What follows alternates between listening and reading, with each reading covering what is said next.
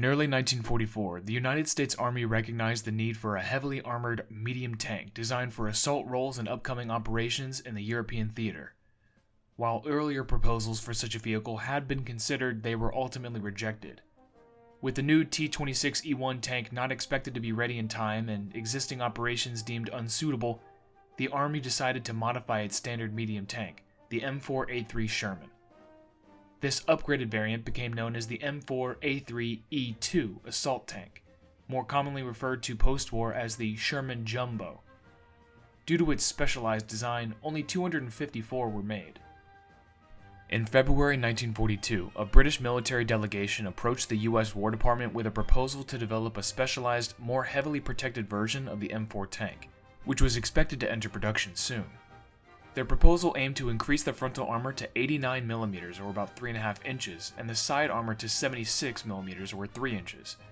Although this initial proposal did not lead to immediate action, the U.S. Ordnance Department kept the idea in mind.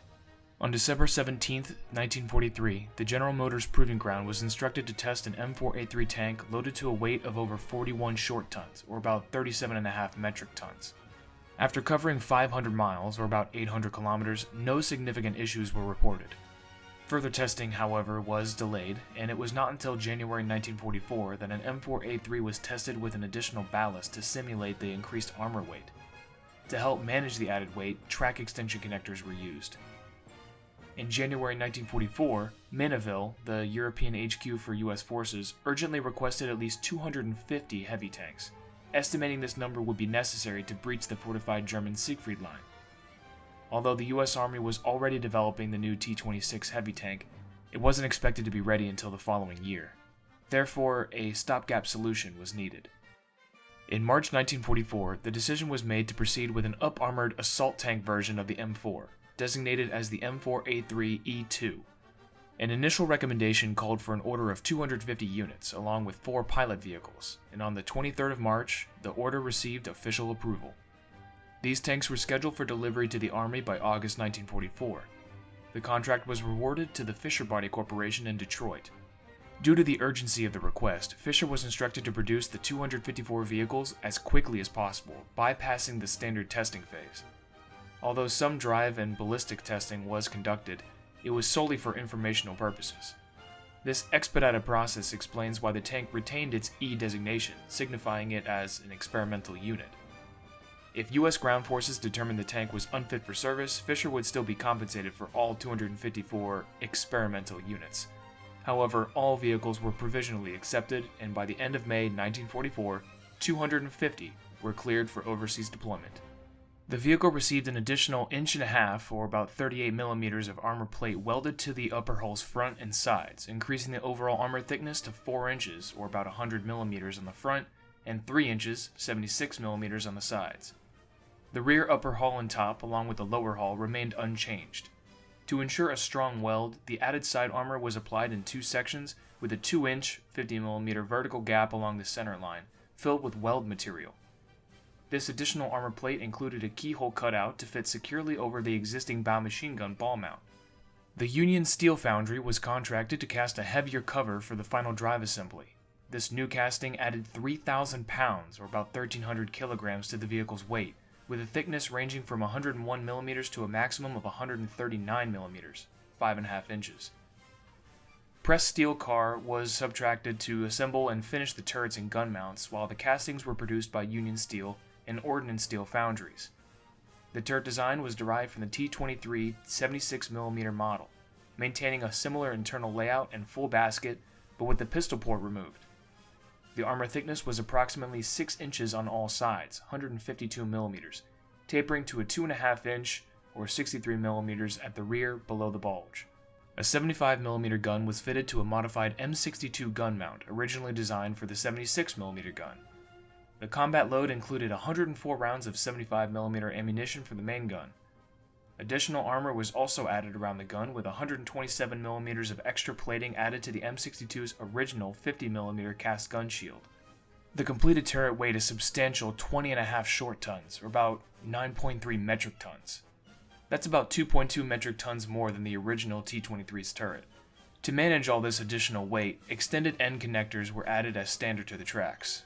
These connectors increased ground contact by nearly 10%, keeping ground pressure at a manageable 14.2 psi, compared to 13.7 psi for a standard M4A3 without the connectors.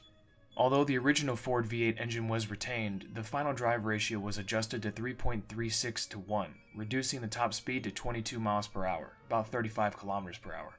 By August 1944, all 250 production vehicles had been delivered. The first 128 arrived in France via Cherbourg on the 22nd of September 1944. Detailed records of how the Jumbos were distributed are challenging to locate, as these were often simply recorded as regular M4A3s. However, partial records have been found, though some appear to contain conflicting information. As of October 24th, Army allocations for delivery were confirmed as follows. 1st Army received 105, 3rd Army 90, and the 9th Army 60. Notably, this totals 5 more tanks than the original allocation, suggesting a possible error in records at the time. Due to their role as lead tanks in advancing operations where heavy resistance was expected, the Jumbos suffered considerable losses. For example, the 4th Armored Division alone reported the loss of 24 Jumbos in their after-action report at the war's end.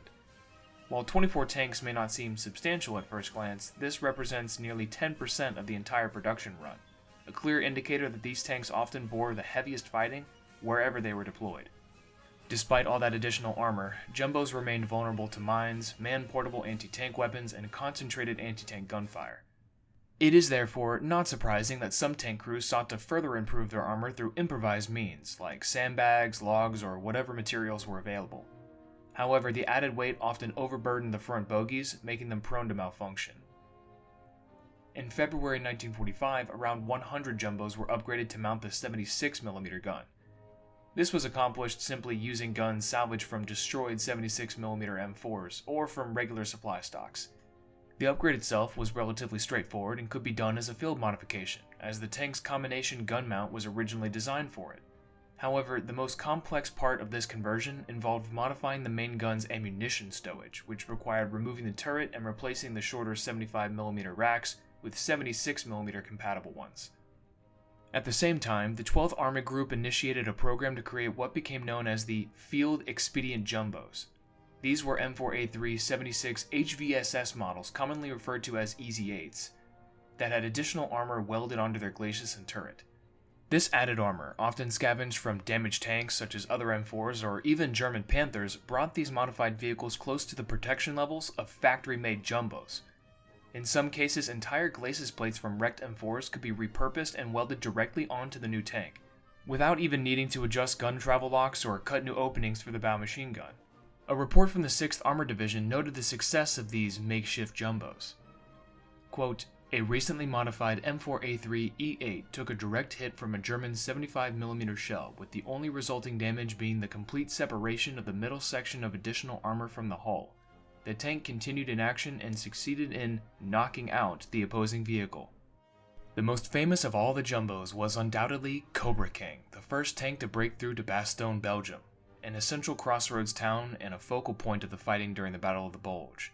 Cobra King was assigned to the 37th Tank Battalion of the 4th Armored Division in late October 1944, serving as the company's commander's vehicle for Company C. Prior to the Battle of the Bulge, confirmed details about Cobra King's actions are limited. One notable incident occurred on the 7th of November near Fontenay, France. During an assault, Cobra King sustained a hit to its final drive assembly which disabled it and left it with a permanent battle scar. In early 1945, Cobra King received a substantial firepower upgrade with the installation of a 76mm gun and a 50 cal Browning machine gun. Cobra King's next documented combat appearance came during Operation Hammelburg, carried out between March 26th and 28th, 1945. Officially, this mission aimed to liberate a prisoner of war near Camp Hammelburg, Germany. Unofficially, its goal was to rescue Lieutenant Colonel John Waters, General Patton's son-in-law, who had been captured in Kasserine Pass in 1943. A small task force was assembled for this operation, comprising men and vehicles from the 37th Tank Battalion and the 10th Armored Infantry Battalion under the command of Captain Abraham J. Baum. Task Force Baum included 314 men and 57 armored vehicles. The unit fought through German lines, incurring heavy losses before reaching Hammelburg and successfully freeing the camp. However, Lieutenant Colonel Waters was injured and could not be evacuated with the others. Ultimately, the operation became a complete failure when German forces in the area regrouped and counterattacked the task force, destroying or capturing all of its vehicles.